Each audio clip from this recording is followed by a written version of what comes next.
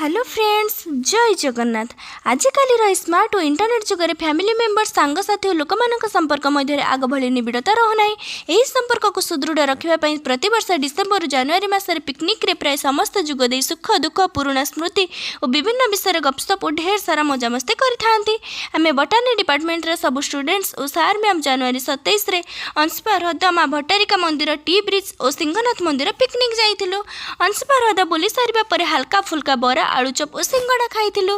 तापरे माँ भट्टारिका दर्शन करी आमर मेन ब्रेकफास्ट सुजी सिमे उपमा और घुगुनी खाइथिलु।